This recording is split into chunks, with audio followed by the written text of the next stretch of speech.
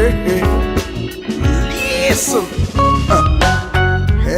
Have a child, never had a home. Alors, une soirée Gospel for Life. Les choristes sont invités 3 heures avant. Donc, le début du concert, ça veut dire 17h, quand on a des concerts qui commencent à 20h. Parce qu'il faut 1 heure pour qu'ils se mettent en place, pour qu'ils reçoivent les indications pratiques. Et donc, ils sont invités sur scène pour faire la balance à 18h précise.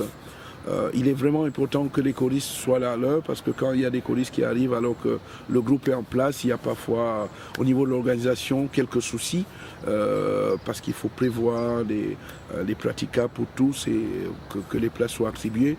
Et j'insiste encore, le public, il ne faudrait pas forcément pour les choristes être au premier rang, enfin chercher des places. Je pense que par rapport aux causes qui nous réunissent, c'est un peu dommage de forcément être tout le monde devant. Je pense qu'il y a un principe simple, les plus grands derrière, même si voilà, c'est pas toujours évident pour tous, mais il faudrait que ce soit le plus convivial possible.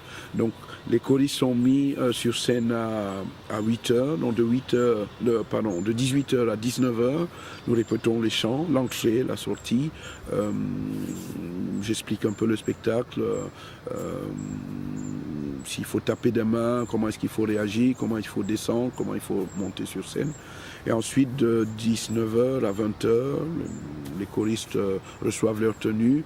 Et un peu avant 20h, ils sont invités à monter sur scène pour une petite heure. Il y a une pause. Alors, comme il y a pas mal de choristes, c'est pas toujours évident de faire descendre tout le monde, mais d'un lieu à l'autre, je pense que ça changera. Il y a une petite pause qui est prévue entre 15 et 20 minutes, où il y a du vin chaud, mais pas pour les choristes, pour qu'ils soient aussi frais qu'ils sont partis. Je n'ai pas toujours compris ce que ça veut dire, mais bon. Et donc, il y a la deuxième partie, qui dure aussi 3/4 d'heure, une petite heure. Et ensuite, voilà, le concert est terminé. Je pense que c'est de beaux moments à vivre. Alors, donc, je remercie tous les choristes pour avoir tout cet été suivi ces indications. Encore une fois, essayer de travailler le maximum possible, écouter. Pour moi, c'est la première, c'est ce qu'il faudrait faire. Et quand vous travaillez, alors je voudrais quand même signaler qu'il y a des partitions qui sont données. Il est possible qu'entre la partition et ce que vous écoutez, il y ait parfois certaines différences. Je fais remarquer qu'il n'y a pas d'incompatibilité.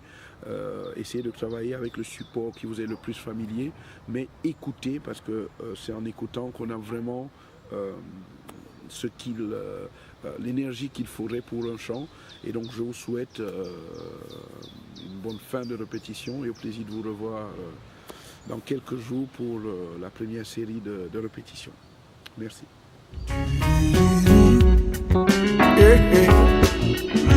Listen.